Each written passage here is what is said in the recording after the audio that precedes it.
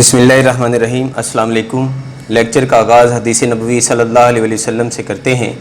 हदीस का मफ़हूम है, अल्लाह के नबी सल्लल्लाहु अलैहि वसल्लम फरमाते हैं, सदका साइल के हाथ से पहुँचने से पहले अल्लाह की बारगाह में पहुँच जाता है।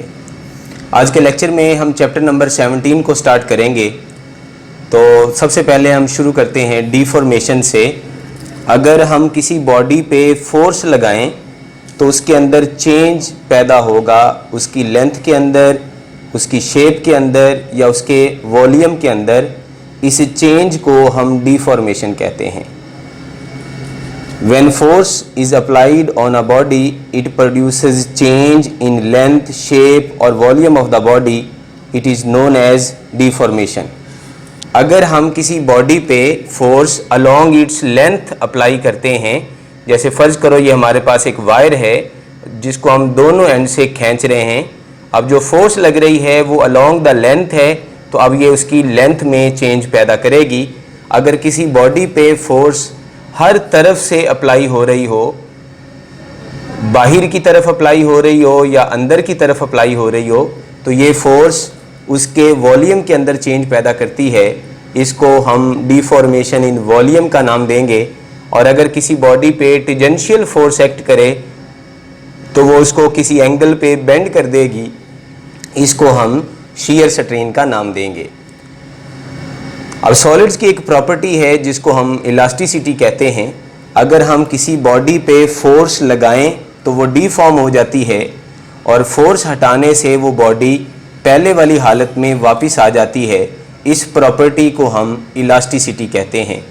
Property of a body to return to its original shape when applied force या stress is removed is called elasticity.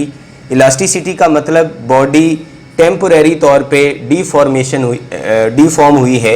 अगर हम फोर्स हटा देंगे तो बॉडी अपनी ओरिजिनल हालत में वापस आ जाएगी। अब फ़र्ज़ करो ये हमारे पास एटम्स हैं जो अपनी मीन पोजीशंस पे वायर के अंदर मौजूद हैं। अगर हम दोनों एंड से फोर्स एक्सर्ट करके इसको पुल करें तो ये एटम्स अपनी मीन पोजीशन से डिस्प्लेस हो जाएंगे। तो इन एटम्स के दरमियान जो कोहेसिव फोर्स है वो इनको वापस पहले वाली हालत में लेके आएगी। तो इसका मतलब इलास्टिसिटी का जो ओरिजिन है वो मॉलिक्यूल्स के दरमियान कोहेसिव फोर्स है।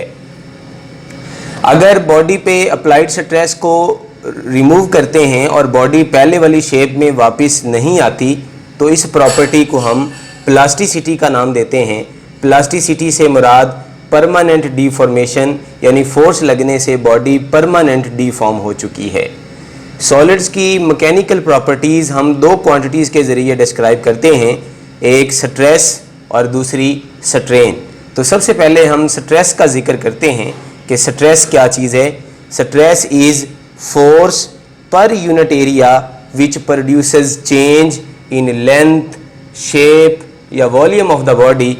इसको हम स्ट्रेस का नाम देंगे। Force per unit area pressure को भी कहते हैं, लेकिन प्रेशर और स्ट्रेस में डिफरेंस ये है कि वो फोर्स पर यूनिट एरिया जो चेंज को पैदा करे वो स्ट्रेस कहलाएगा। और वैसे अगर हम बात करें just force per unit area है और इससे कोई चेंज पैदा नहीं हो रही तो इसको हम जस्ट प्रेशर का नाम देंगे। हमारे पास 5 किस्म की स्ट्रेस है।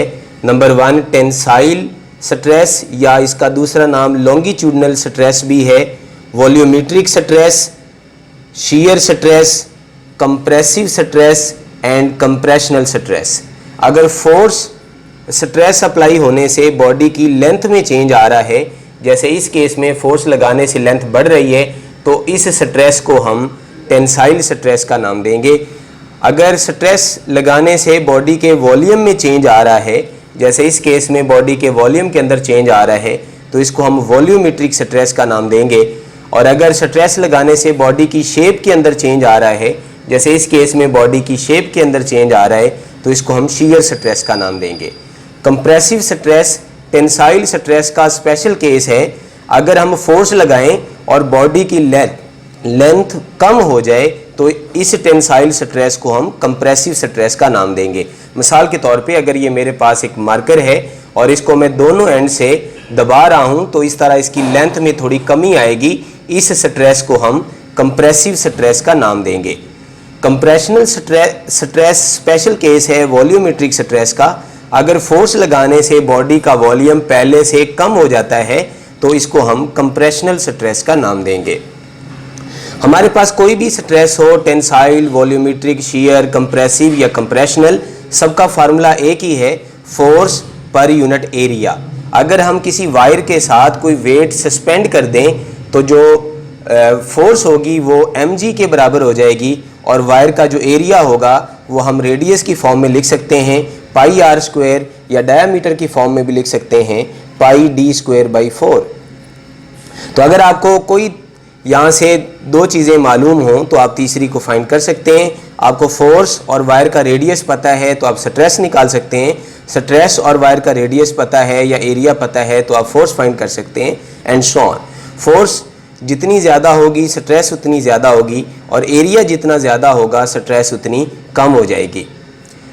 फोर्स का यूनिट है हमारे पास न्यूटन और एरिया का यूनिट है मीटर स्क्वायर, तो इसका यूनिट बना न्यूटन पर मीटर स्क्वायर, जिसको हम पास्कल भी कहते हैं। अगर हम न्यूटन की वैल्यू पुट कर दें केजी मीटर पर सेकंड स्क्वायर तो हम इसको बेस यूनिट की टर्म में भी कन्वर्ट कर सकते हैं। ब्रेकिंग स्ट्रेस किसी भी मटेरियल की सिर्फ दो चीज़ों पे डिपेंड करती है। ब्रेकिंग स्ट्रेस से मुराद वो स्ट्रेस है जिससे वो मटेरियल ब्रेक हो जाएगा।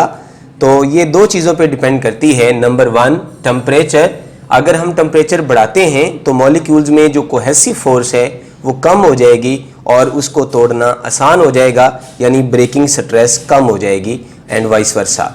और नेचर ऑफ द मटेरियल पे डिपेंड करते हैं।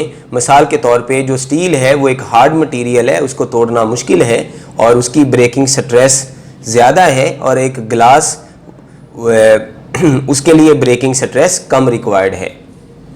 तो ब्रेकिंग स्ट्रेस किसी भी मटेरियल की सिर्फ दो चीज़ों पे डिपेंड करती है, वो एरिया पे, लेंथ पे डिपेंड नहीं करती। अगर हम एरिया को चेंज कर दें या लेंथ को चेंज कर दें या मटेरियल के वॉल्यूम को चेंज कर दें तो इससे ब्रेकिंग स्ट्रेस पे कोई असर नहीं होगा। लेकिन क्योंकि ब्रेकिंग स्ट्रेस कांस्टेंट है, अगर हम टेम्परेचर और नेचर को कांस्टेंट रखते हैं तो इसका मतलब F/A कांस्टेंट है, तो इसका मतलब जो ब्रेकिंग फोर्स है ये डायरेक्टली प्रोपोर्शनल हो जाएगी एरिया ऑफ द मटेरियल। इसका मतलब मटेरियल का एरिया जितना ज़्यादा होगा उसको तोड़ने के लिए फोर्स भी उतनी ज़्यादा रिक्वायर्ड होगी, और एरिया जितना कम होगा तो फोर्स भी उतनी कम रिक्वायर्ड होगी। अगर हम एरिया डबल कर देंगे फोर्स भी डबल हो जाएगी, एरिया हाफ फोर्स हाफ, और अगर इन दोनों का ग्राफ प्लॉट किया जाए तो ये स्ट्रेट लाइन बनेगा। इसी तरह अगर हम रेडियस के साथ रिलेशन देखें तो एरिया आर स्क्वायर के डायरेक्टली प्रोपोर्शनल है, तो इसका मतलब ब्रेकिंग फोर्स या ब्रेकिंग टेंशन भी आर स्क्वायर के डायरेक्टली प्रोपोर्शनल है। जिस वायर का रेडियस ज़्यादा होगा उसकी ब्रेकिंग टेंशन भी ज़्यादा होगी। अगर हम रेडियस डबल कर देते हैं तो इससे ब्रेकिंग टेंशन 4 टाइम हो जाएगी। आर डबल करने से 2 का स्क्वायर 4, तो ये 4 टाइम हो जाएगी। अगर हम एक वायर को 2 हिस्सों में कट कर देते हैं तो हमने उसकी लेंथ को चेंज कर दिया है, और जो ब्रेकिंग टेंशन या फोर्स है वो लेंथ पे डिपेंड नहीं कर रही, तो इसका मतलब ब्रेकिंग फोर्स या ब्रेकिंग टेंशन पे कोई असर नहीं होगा और ब्रेकिंग स्ट्रेस पे भी कोई असर नहीं होगा। अब हम बात करते हैं strain. Strain is the measure of deformation produced in a body when stress is applied on it. जब हम किसी बॉडी पे स्ट्रेस अप्लाई करते हैं तो इसके अंदर कितनी ज़्यादा चेंज या डिफॉर्मेशन पैदा हुई है, इसको हम स्ट्रेन का नाम देंगे। तो स्ट्रेन की हमारे पास उसी तरह से 5 टाइप्स कह सकते हैं, तो हम यहाँ पर 3 का जिक्र कर रहे हैं, टेंसाइल, वॉल्यूमेट्रिक स्ट्रेन और shear strain. Tensile strain it is the measure of deformation produced in the length of the body. इसको हम एक और तरह से भी डिफाइन कर सकते हैं, fractional change in length of the body. Delta L length के अंदर जो चेंज आया है, और एल जो उसकी ओरिजिनल लेंथ थी, शुरू में जो लेंथ थी विदाउट चेंज। तो अगर हम डेल्टा एल को एल पे डिवाइड कर दें तो ये हमारे पास टेंसाइल स्ट्रेन आ जाएगी। इसी तरह फ्रैक्शनल चेंज इन वॉल्यूम, ये हमारी वॉल्यूमेट्रिक स्ट्रेन आ जाएगी। अगर हमने किसी बॉडी को थीटा एंगल पे बेंड कर दिया है तो शियर स्ट्रेन का फार्मूला है tan ऑफ थीटा, और अगर थीटा की वैल्यू वेरी स्मॉल है तो हम इसको जस्ट थीटा भी लिख सकते हैं, लेकिन याद रखो ये थीटा तब रेडियन में होना चाहिए। तो अगर हमारा एंगल वेरी स्मॉल है और रेडियंस में है तो हम tan ऑफ थीटा की जगह जस्ट थीटा भी लिख सकते हैं, यानी बॉडी जितना एंगल बेंड हुई है उतनी ही उसके अंदर शीयर स्ट्रेन मौजूद है। अब फर्ज करो ये हमारे पास एक क्यूब है जिसका बेस फिक्स है, तो हम इस पे स्ट्रेस अप्लाई करते हैं। ये ऐसे था तो स्ट्रेस लगाने से ये टेढ़ा हो गया इस तरह से। अब फर्ज करो इसकी हर साइड a के बराबर है और इसके जो लोकेशन में चेंज आया है दैट इज डेल्टा a, तो यहाँ पर tan ऑफ थीटा किसके बराबर होगा, डेल्टा a ओवर a, यानी tan of theta is delta a over a। तो जब भी कोई बॉडी थीटा एंगल पे बेंड कर दी जाए तो उसके अंदर जो शीयर स्ट्रेन होगी that is tan of theta, और अगर एंगल वेरी स्मॉल है रेडियन में तो इट इज जस्ट थीटा। अब हम बात करते हैं परसेंटेज इलोंगेशन। अगर हमारे पास टेंसाइल स्ट्रेन है डेल्टा एल ओवर एल और आप परसेंटेज इलोंगेशन फाइंड करना चाहते हैं, यानी लेंथ कितने परसेंट बढ़ गई है या लेंथ कितने परसेंट कम हो गई है, तो हम क्या करेंगे, डेल्टा एल ओवर एल को 100 से मल्टीप्लाई कर देंगे। यानी अगर हम स्ट्रेन को 100 से मल्टीप्लाई कर देते हैं तो वो परसेंटेज इलोंगेशन मिल जाएगी। अगर हमें परसेंटेज इलोंगेशन पता है और हम स्ट्रेन फाइंड करना चाहते हैं तो फिर हम इसको 100 पे डिवाइड कर देंगे, तो इससे हम स्ट्रेन को फाइंड कर सकते हैं। इसी तरह percentage change in volume find करना हो तो शीयर स्ट्रेन को 100 से मल्टीप्लाई कर देंगे, और अगर आपने परसेंटेज शीयर चेंज फाइंड करनी है तो फिर हम tan ऑफ थीटा की वैल्यू को 100 से मल्टीप्लाई कर देंगे तो ये परसेंटेज चेंज इन शेप आ जाएगा। तो इसी तरह अगर आपको कोई दो चीज़ें पता हो, स्ट्रेन पता हो तो आप लेंथ फाइंड कर सकते हैं या डेल्टा एल फाइंड कर सकते हैं, यानी तीन चीज़ों में से कोई दो चीज़ें अगर आपको मालूम हो तो आप तीसरे को फाइंड कर सकते हैं। इसी तरह वॉल्यूमेट्रिक में भी और इसी तरह शीयर स्ट्रेन के अंदर भी। अब यहाँ पर हम एक स्पेशल केस देखते हैं। अगर बॉडी की लेंथ को हम डबल कर दें तो उसमें स्ट्रेन क्या होगी।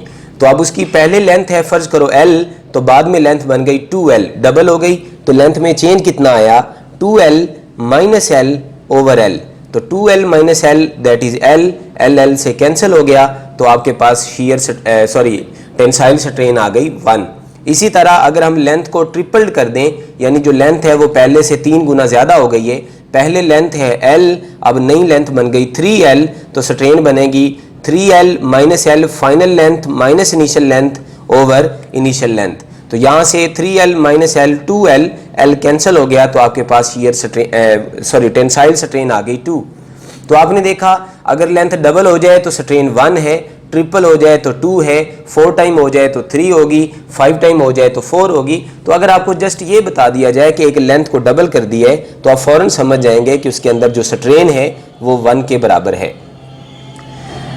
अब हम बात करते हैं मॉडुलस ऑफ इलास्टिसिटी की। अगर हम स्ट्रेस बहुत ज़्यादा अप्लाई ना करें तो स्ट्रेस और स्ट्रेन की जो रेशो है वो कांस्टेंट रहती है।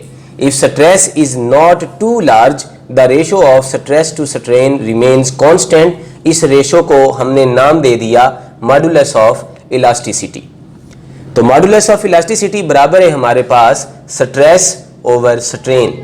तो स्ट्रेन का कोई यूनिट नहीं है क्योंकि ये फ्रैक्शनल चेंज इन लेंथ है, ऊपर वाला यूनिट भी मीटर नीचे वाला भी मीटर दोनों कैंसल, या ऊपर वाला यूनिट मीटर क्यूब नीचे वाला भी मीटर क्यूब दोनों कैंसल। यानी स्ट्रेन के ना तो यूनिट्स हैं और ना ही स्ट्रेन के डायमेंशंस हैं। अब हम बात करते हैं हुक्स लॉ। अगर स्ट्रेस हमारी बहुत ज़्यादा नहीं है, if stress is not too large then stress is directly proportional to strain. तो स्ट्रेस और स्ट्रेन एक दूसरे के डायरेक्टली प्रोपोर्शनल रहेंगे। अगर हम इनका ग्राफ प्लॉट करते हैं तो इनका ग्राफ एक स्ट्रेट लाइन बनेगा। अगर हम इस ग्राफ में वाई एक्सेस पे स्ट्रेस रखते हैं और एक्स एक्सेस पे स्ट्रेन रखते हैं तो इस ग्राफ की जो स्लोप है वो बनेगी स्ट्रेस ओवर स्ट्रेन, और स्ट्रेस ओवर स्ट्रेन होता है मॉडुलस ऑफ इलास्टिसिटी। तो इसका मतलब इस ग्राफ की जो स्लोप है वो हमें बताएगी मॉडुलस ऑफ इलास्टिसिटी।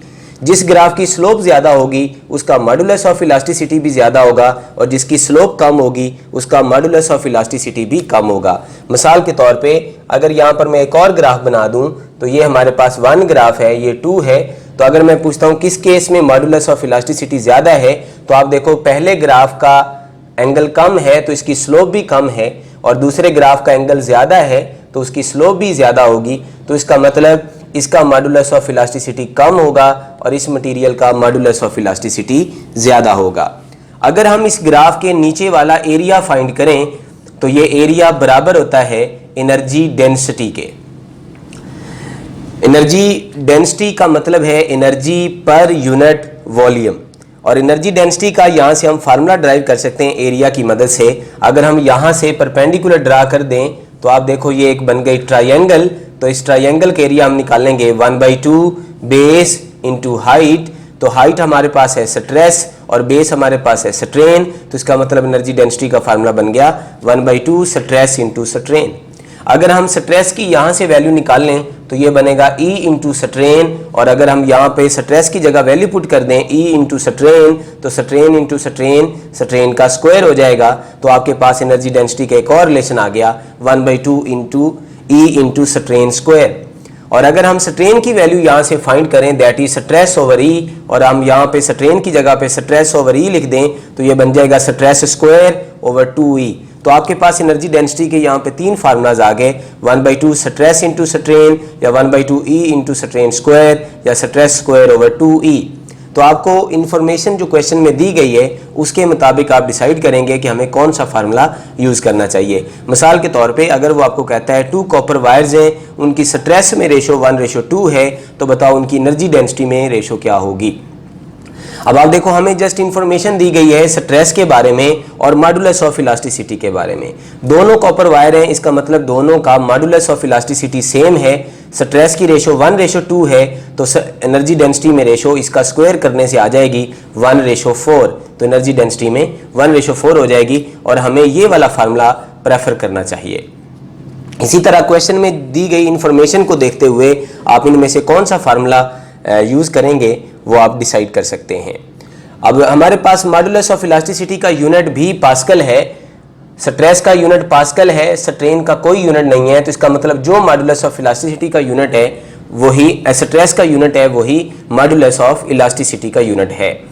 और अगर हम एनर्जी डेंसिटी का यूनिट फाइंड करें तो स्ट्रेस का यूनिट पास्कल है, स्ट्रेन का कोई यूनिट नहीं है, तो इसका मतलब एनर्जी डेंसिटी का भी वही यूनिट है जो स्ट्रेस का है। तो इसका मतलब चार चीज़ों के यूनिट सेम हैं, pressure, stress, modulus of elasticity और एनर्जी डेंसिटी। ये बात आप नोट कर लें कि इन चार चीज़ों के यूनिट्स सेम हैं।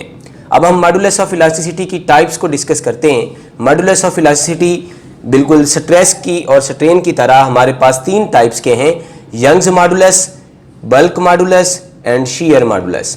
यंग्स मॉडुलस का डेफिनेशन हम करेंगे the ratio of tensile stress to tensile strain.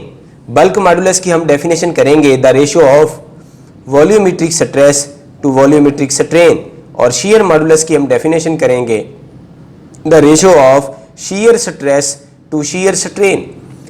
अब यंग्स मॉडुलस हमें बताता है मटेरियल की इलास्टिसिटी के बारे में।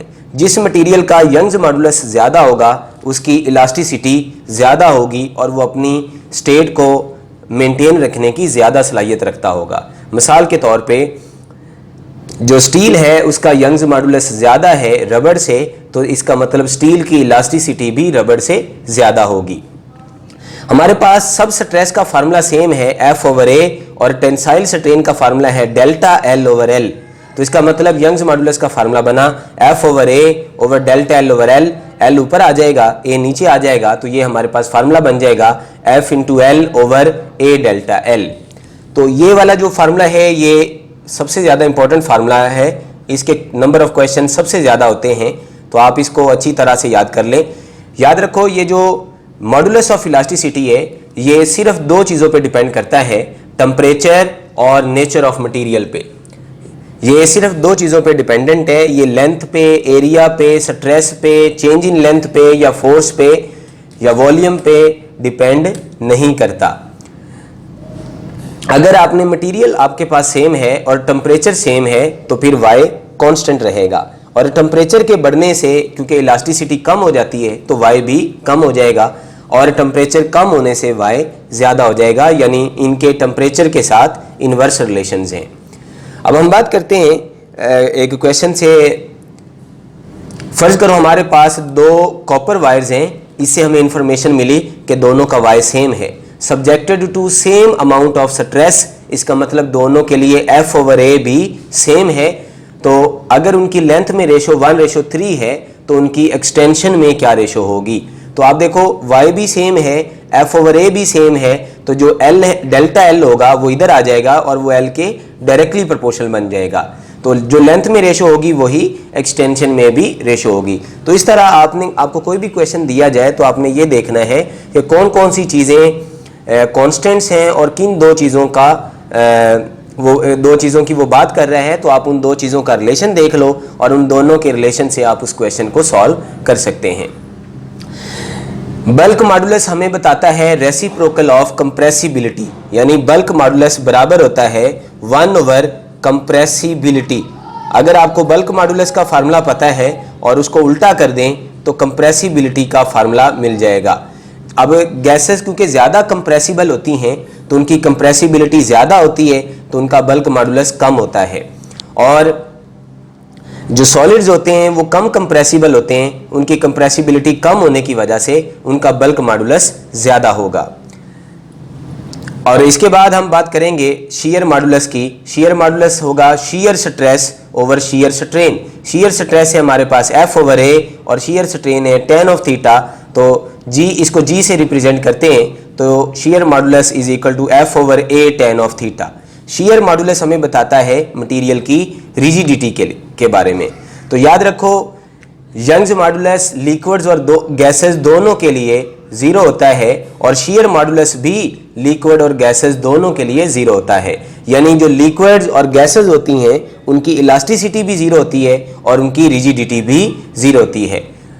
आपकी बुक पर एक टेबल बना हुआ है जिसमें मटेरियल्स के यंग्स मॉडुलस, बल्क मॉडुलस और शियर मॉडुलस की वैल्यूज लिखी हुई हैं। तो आप उस टेबल को जितना मैक्सिमम याद रख सकें याद कीजिएगा और उसमें ख़ास तौर पे इंक्रीजिंग या डिक्रीजिंग ऑर्डर याद रखिएगा कि किन का यंग्स मॉडुलस कम है और किन का यंग्स मॉडुलस ज़्यादा है। Thank you so much. अल्लाह हाफिज़।